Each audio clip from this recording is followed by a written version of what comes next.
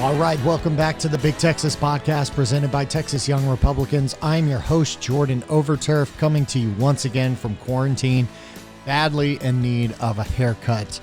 But unfortunately, as we found out from the governor yesterday, we've got to shine it on for a few more weeks before the barbers and salons will begin to open, unless obviously he comes out again and issues a new order. But we do have some light at the end of the tunnel that we're seeing thanks to yesterday's announcement from the governor. Obviously, there's a lot of opinions surrounding this decision and what we are going to see going forward here in the state of Texas. But it does look like businesses are going to begin to reopen if they so choose, and we will begin to get back to life as we know it here in the Lone Star State.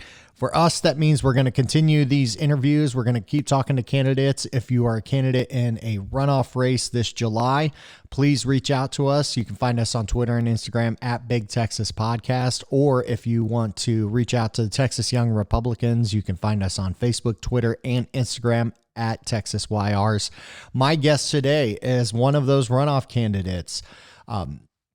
Dr. Glenn Rogers is running up an HD 60 to replace outgoing Republican State Rep Mike Lang, and he joined us for the podcast. He is a former veterinarian who now just works exclusively in the ranching world. He's got Holt River Ranch. He's been sending me some photos over this quarantine, and good night. The views he's got on his ranch, it is a true slice of heaven in Texas, what Dr. Rogers has. So we wanted to have him come on the show and talk a little bit about, his background, his experience, obviously what got him into this race, but also from the ranching perspective as a cattle producer, what has he been facing during this crisis? What has the response done to him and his business, his fellow ranchers?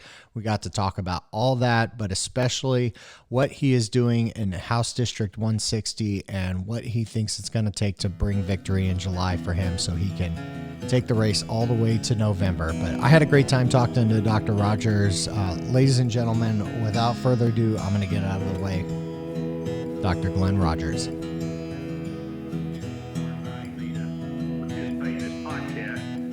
I'll start with some of my background. I'm from Grayford in Palo Pinto County, Texas.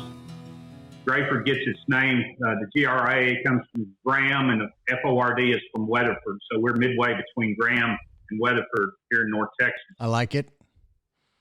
I'm a rancher and a veterinarian. My family's been ranching in Palo Pinto County since the 1890s, and I'm the fifth generation to operate the ranch. Wow. I'm passionate about range conservation and water issues.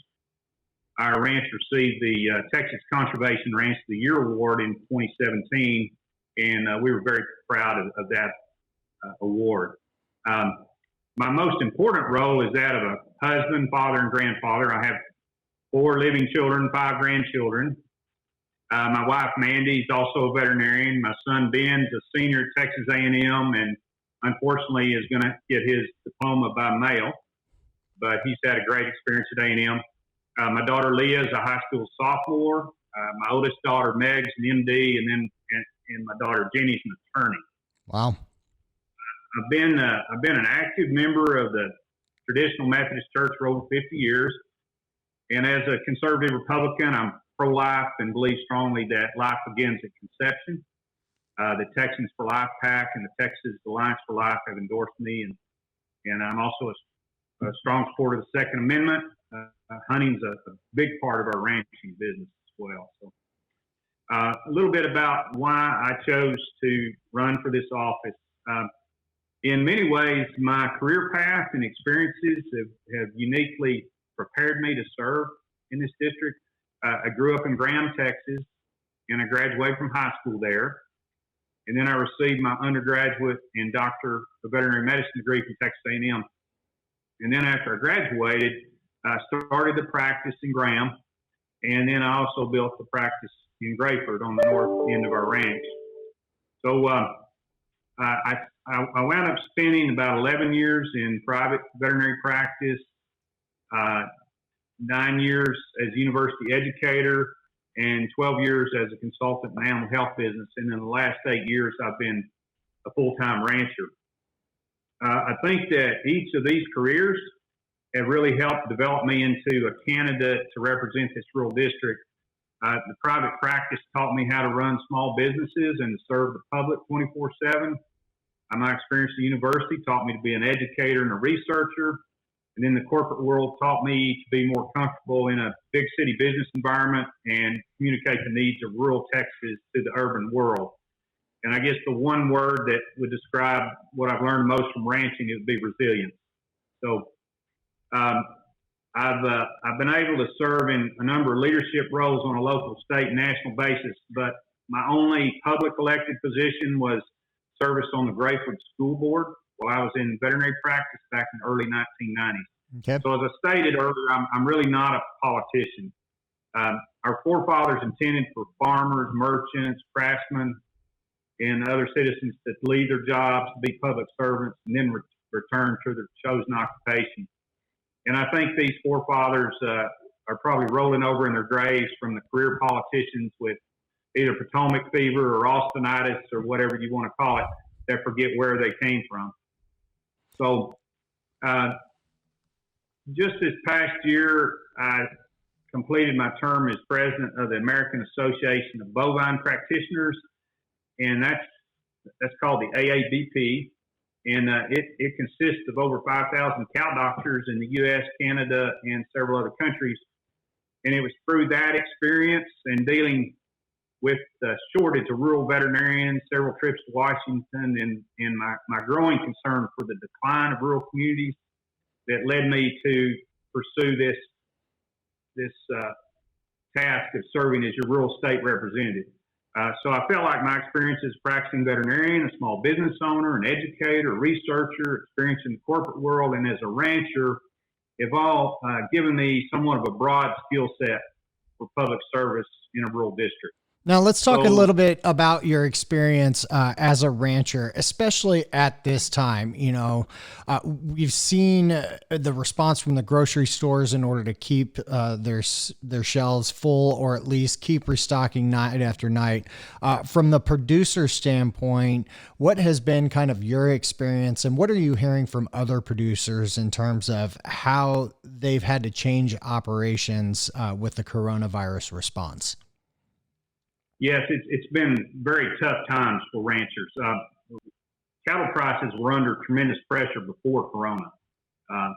Beef production has been up by 6% in 2020, which means just based on the supply and demand that prices were down, supply's up. And the one thing that's been a little bit unusual this year is the packer margins, or the profit that the beef packers are making has been at an all-time high. And everyone else down the production chain, whether it's feedlots, stocker operators, or cow-calf operations, they were already losing money before COVID-19. Now they're losing a lot more money. Wow. It's really important that we keep those packing facilities and markets open, because we only have 4 packers that control over 80% of the beef market. And due to this monopoly and consolidation, when a packing plant's closed or slows down, that's like it's occurred recently with COVID-19. We've had some of these plants shut down temporarily, but it puts a bottleneck on the beef supply chain. Mm-hmm. And so when the supply is greater than the harvest capacity, the result is a drastically reduced prices to us as producers.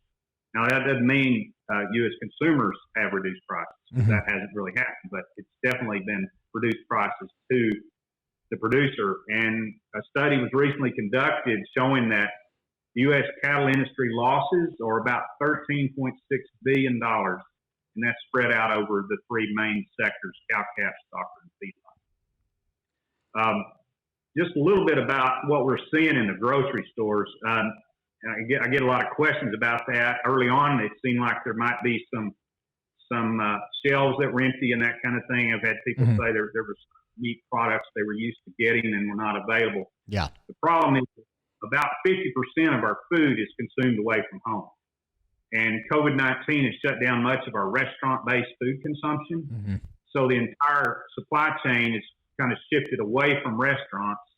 And this has created some supply problems due to the need for stocking the store ahead of time and that kind of thing. They just got behind. Mm-hmm. But again, this increased demand at the grocery stores is offset by the decreased demand at restaurants. And so the net result has been lower prices to the producer, but again, not to the consumer. Yeah. So I say that kind of hopefully a few sentences kind of explains, summarizes where we are. It's not a good place to be right now. Yeah, and I don't think people really consider, the offset, and it's easy to make that assumption when you see that, at least early on in the response, the shelves are empty, and it looks like, I'm watching friends who are beef producers who are sending cattle out to market, some of them a little ahead of time, just to make sure those shelves remain stocked, which is great because we do need those resources to be there, right? You want to go to the grocery store and see the shelves full, but at the same time, we don't really understand the impact to our producers on the other side of things. So I think it's important for people to hear that message and understand that our farmers and ranchers are not making out like gangbusters in this deal. They're out there trying to do everything they can to help us and as well as support their families at the same time. You mentioned about growing up in this district and understanding the complications that come up with trying to represent a rural district and a growing urban state like Texas, right? We have so many urban centers. As you look at the coronavirus response, what do you make of how HD 60 and these rural counties who have smaller thresholds of cases are being treated on the same level as larger counties like Dallas, Tarrant, Harris, places like that where they have these larger cases? Do you think that it's been a fair shake for the rural counties, or should they have been given a little bit more leeway in this process? Well, one size doesn't fit all, and I think that's been one of the flaws of the way we've managed this pandemic. I have utmost respect for our leaders, particularly President Trump and Governor Abbott. They've just done a super job. It's a very difficult time for everyone. Some of the hardest decisions of their political careers are being made. But there's some unique problems with rural Texas, and I'll just kind of address some of those that I think are stand out even more than they do with the rest of the country. As I mentioned earlier, my decision to run for this office was based on the desire to serve rural Texas, and I really am focused on the special needs of rural Texas. Right now, there's fewer state representatives west of I-35 than there is in Metro Houston, so we're likely going to lose even more representation in redistricting. So that's a huge concern of mine. Mm-hmm. In our district, 60, we have Hood County that makes up a large percentage of our population, maybe 45% or better of District 60. And it's really would be considered no longer rural. It's kind of part rural and part not. Mm-hmm. But I think the growth in Hood County is mostly a result of people that have rural conservative values that want to live in the great community of Granbury and somewhere other than the Metroplex. Absolutely. But the reason I point that out is that the desire to support rural Texas should be considered really of the highest importance to all Texans, because we're seeing this in play right now firsthand, and that's the importance of food security, energy security, and the preservation of natural resources such as water. They're all dependent on thriving rural communities. Mm-hmm. So just a few areas that I wanted to cover. The rural hospitals, a unique situation. We've had 26 hospitals close in rural Texas since 2010. There's only about 160 remaining. Mm-hmm. And the cancellation of elective surgeries has been really hard on urban hospitals, but it's been devastating for rural hospitals. And in some cases, that may be one of the few procedures that is actually making a profit for them. And they've had to drop that income stream. And something like 41% of our U.S. rural hospitals operate at a loss. So we're going to have to address these short-term cash needs of rural hospitals. during this crisis too, because our rural communities must have these hospitals stay open.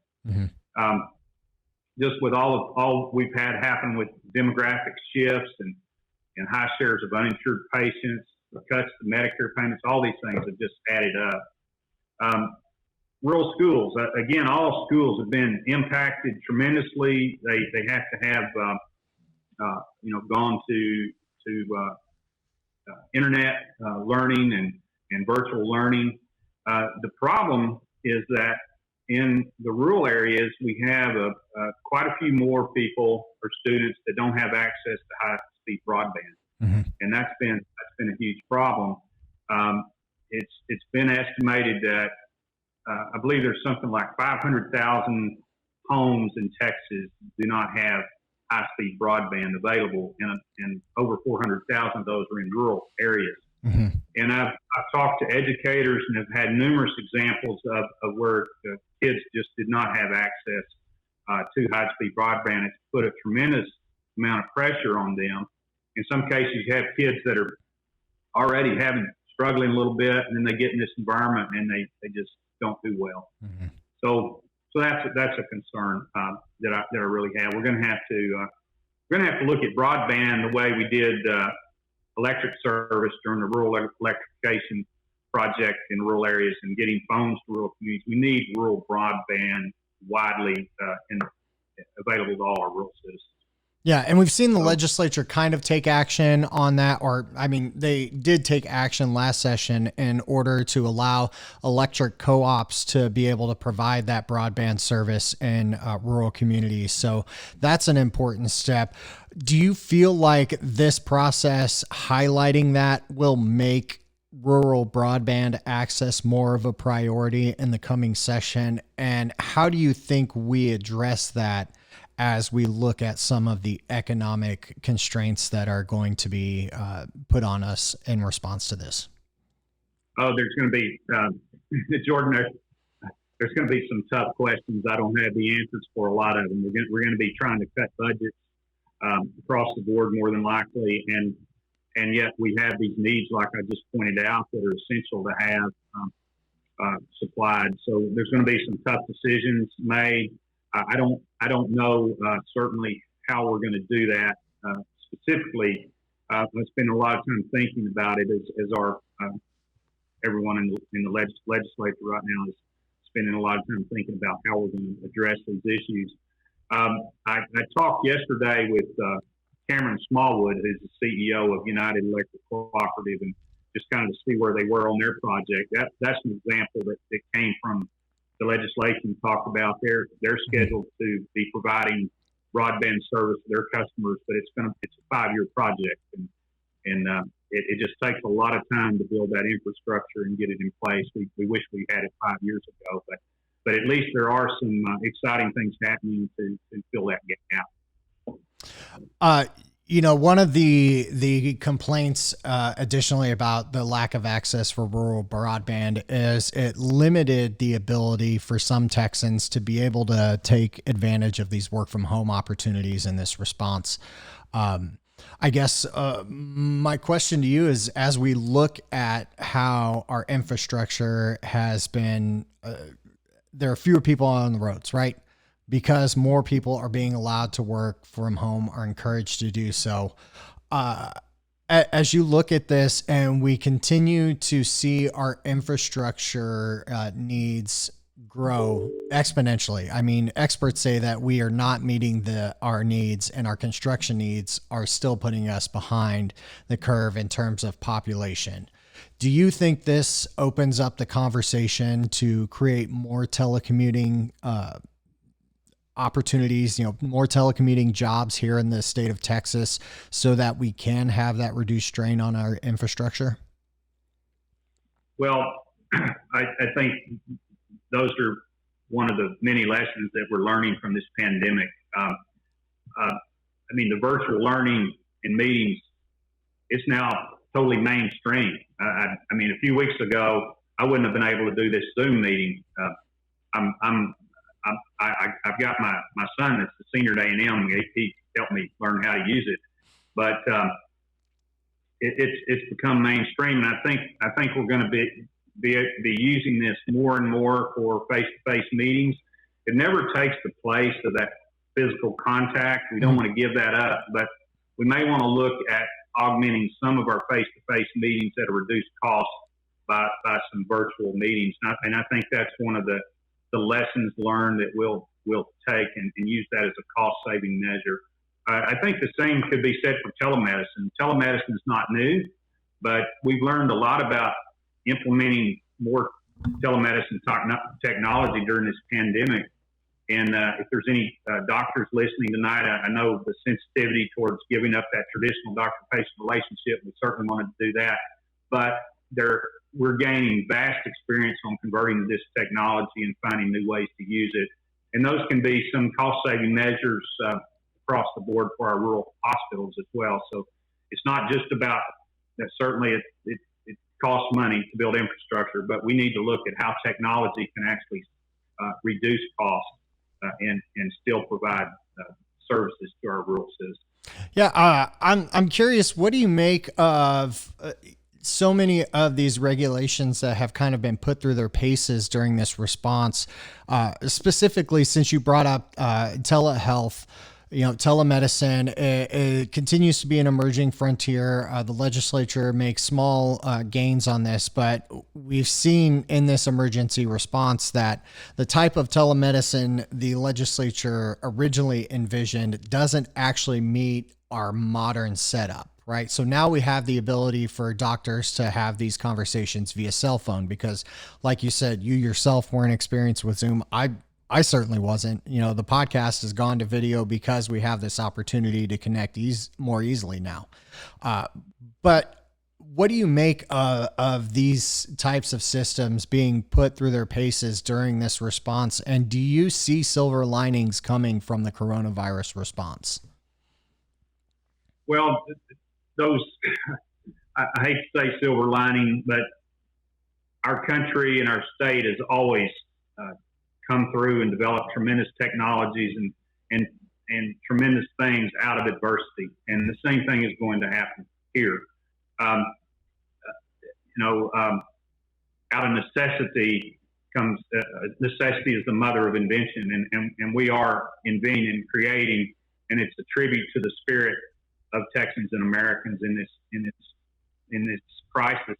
I know with our organization, veterinary medicine, we use telemedicine as well, and some of the rules regarding telemedicine have been relaxed, specifically for COVID-19.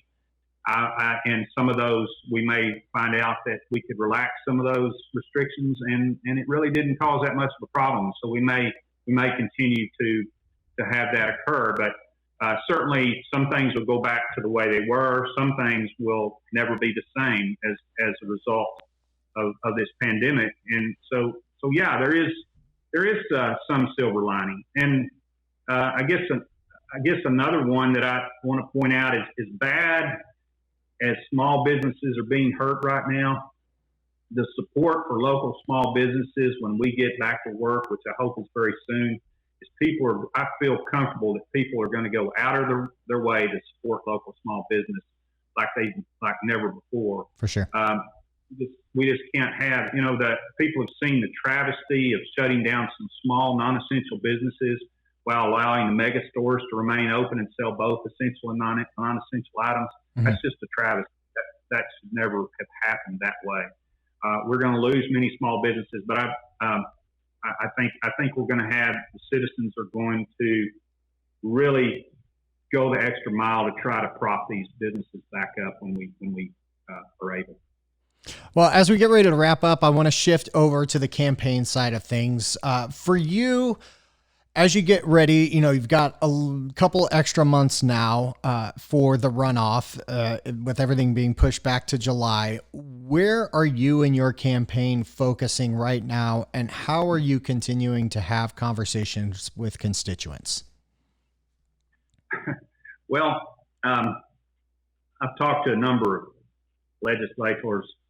current legislators lately, and everyone says, wow, I'm glad I didn't have to run in my first campaign in this environment. It's brutal. It's hard enough to run with all the challenges that you have. And then when you throw COVID-19 in there and a delayed runoff, it presents a lot of challenges. Right now, we're focusing on social media messaging. We're going to be doing, of course, a lot of phone messaging and just doing what we can and spending the time to strategize on what we will do when things open up.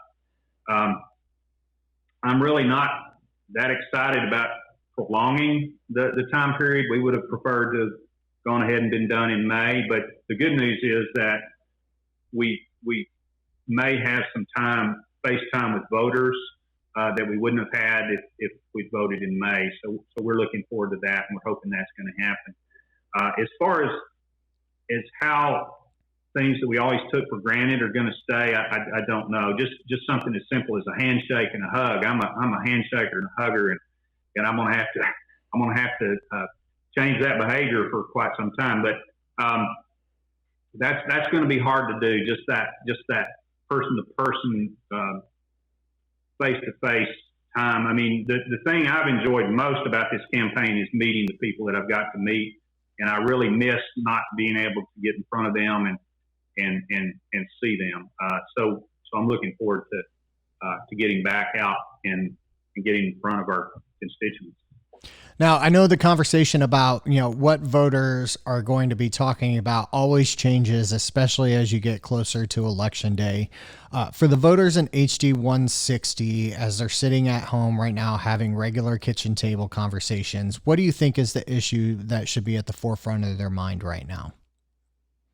Jobs, number one.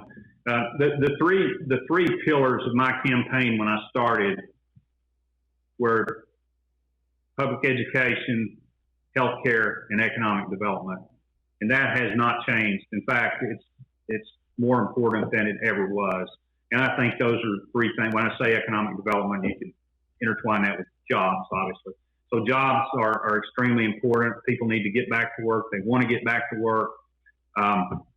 We were looking at a legislative session that was going to focus primarily on, I mean, a lot of things we'd focus on, but redistricting is huge in 2021. It still is. But now we're going to be dealing with it looks like dealing with the recession and looking at budget cuts, and it's going to be a tough environment, as I mentioned earlier to work in. But I think our voters they just want to get back to work. They're concerned about their jobs, and I think that's the number one thing that we'll be talking about. So for the people who are going to be voting in this primary runoff, I want to give you an opportunity to speak directly to them. Here's your chance, Dr. Glenn Rogers. What is your message to the voters in HD 160? Okay. Well, historically, runoff elections have had a low voter turnout. We were expecting a low turnout in May. By moving the runoff to mid-July, we can expect even a lower voter turnout. That's what is expected because, and in the counties without local runoffs, will likely even be lower. But when you combine summer vacation and lingering concerns about COVID-19, there's going to be a tendency for voters not to show up at the polls. That would be the wrong thing to do. This is a very, very important election. As I mentioned earlier, my focus on public education, healthcare, and economic development for not only District 60, but all of rural Texas has never been more important. And it's critical in this redistricting year to have someone that understands rural Texas. I have lived rural Texas, and I've served rural Texas my entire career. And I'll represent all the citizens of rural Texas, not just a few billionaire families. So please take the time to vote for me. The early voting is July 6th through 10th, and regular voting is July 14th. So that would be what I would say to the voters. And then, Jordan, I'd just like to thank you for the invitation and for all your efforts to bring our conservative Republican message to the public. To all the listeners, especially those in District 60, please know this. I look forward to representing you in Austin. We will work hard every day to represent this district with honesty and integrity and continue to make Texas strong and vibrant. Thank you.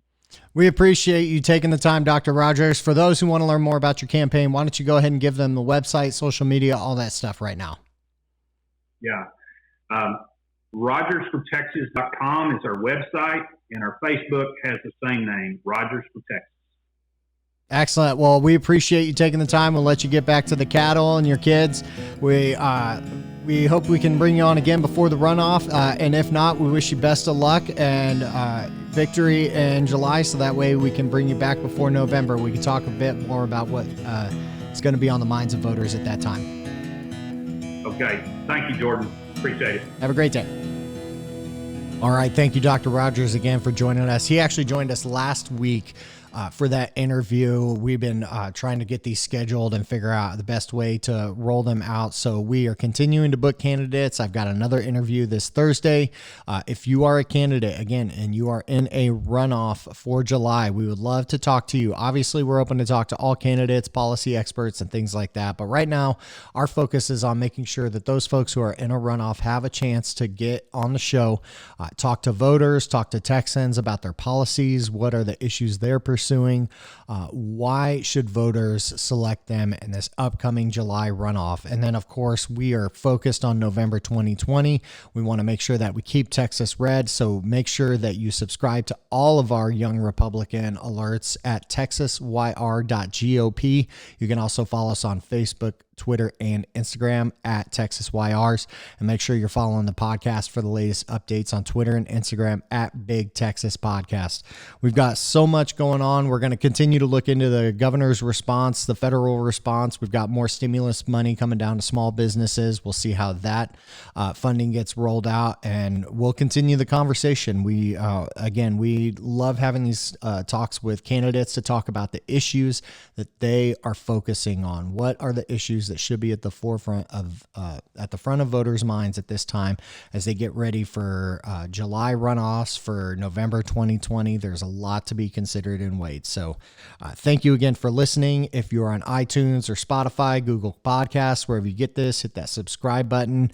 If you're watching this on Facebook or YouTube, make sure you hit the follow, subscribe, whatever button you can hit to make sure that you never miss another episode or update from the Texas Young Republicans.